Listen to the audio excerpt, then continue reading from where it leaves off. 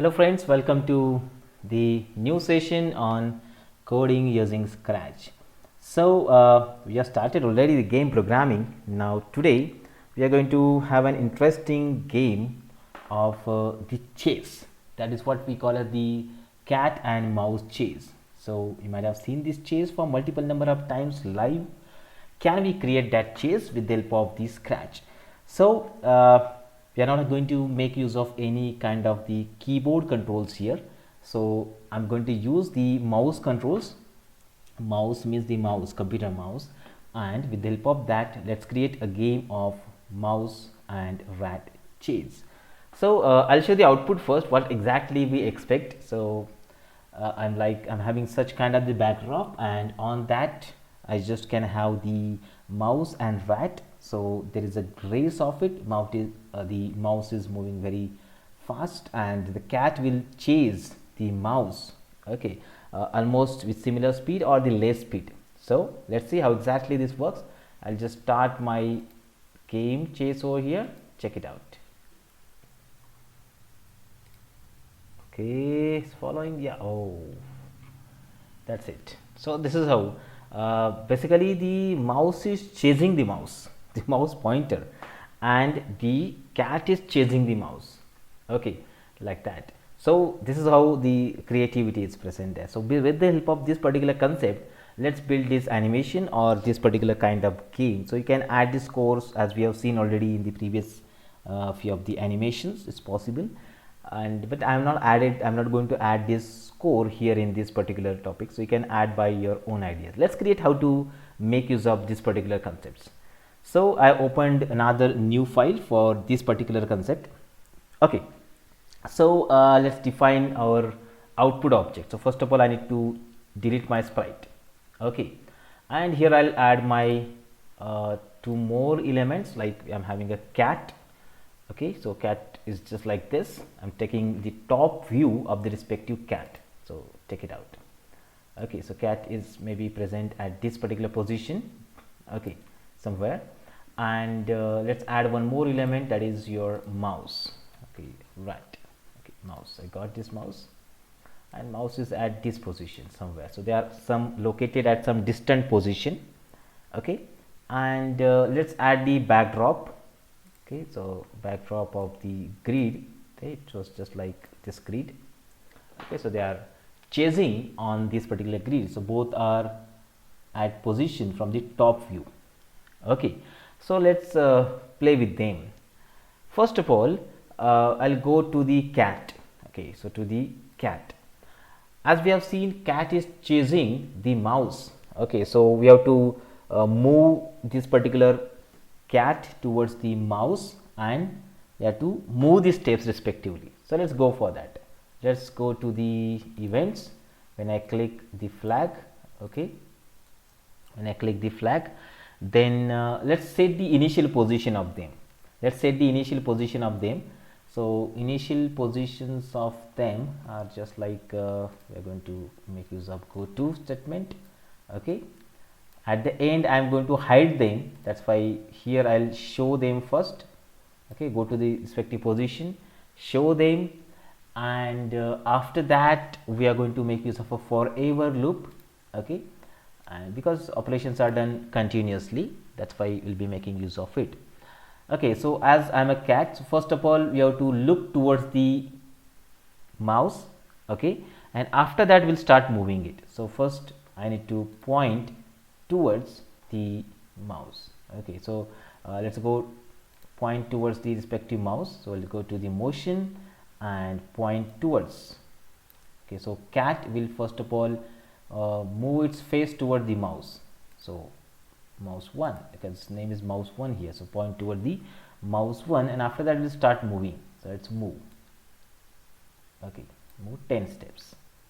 Okay, let's move 5 steps only, because the chase should be something like mouse is moving fastly and cat is not that much. That's why I'll have the 5 steps only present over here. Okay, and let's add the condition. So it's moving over there. Let's see, I'll just run this. Okay, check it out. It's moving towards the cat.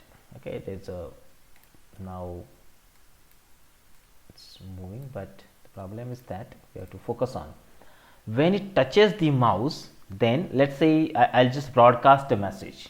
Okay, so let's go to the if statement now. If it's here, if it is okay, go to sensing again. If it is touching the mouse, so use it here, touching the mouse. If it is touching the mouse, so let's communicate with the help of a broadcast message here. Broadcast message. Okay, so the broadcast message will be something like caught. Okay, so let's go to events, broadcast a message. Okay, touching. So let's delete that and add a new message here like caught. Broadcast it. When the message received by the mouse, then accordingly we have to stop the game. For that purpose I'll be using it. Okay, then hide it. Okay, once it's touching the broadcaster message, hide it, and after that we can change a backdrop also. I'll show it afterwards. Okay, so we can switch another backdrop just like we have seen in the previous video. Okay, okay, in this way we'll have a chase of this. Okay, so let's try that. See, it's moving towards the mouse, and as it touches to the respective mouse, it's hidden now. Fine, in this way. Let's stop it. So my mouse animation is now completed, and now let's go, sorry, cat animation now completed. Let's go to the mouse animation now.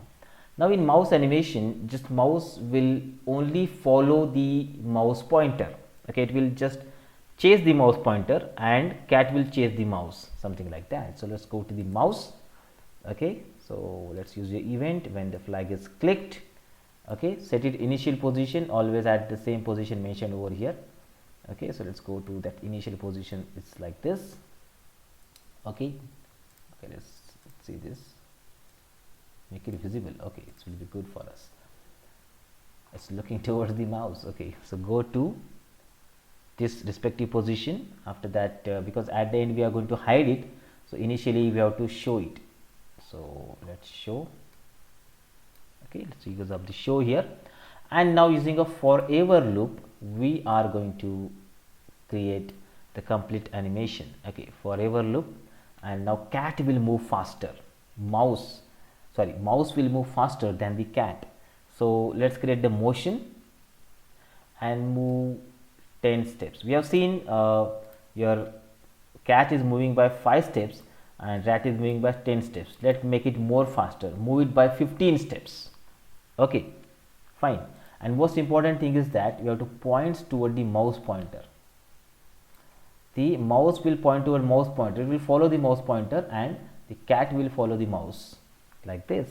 Okay, now let's see. I think it's almost done, but we have not done anything till when what happens when we are going to catch the cat is going to catch the mouse. Let's see. Yes, see, it's very fast, it's moving faster. Yes, yes. Okay, be fast, be fast, be fast. Oh, grabbed. But the problem is that we have to hide it. Okay, just close this. Okay, so settle down here.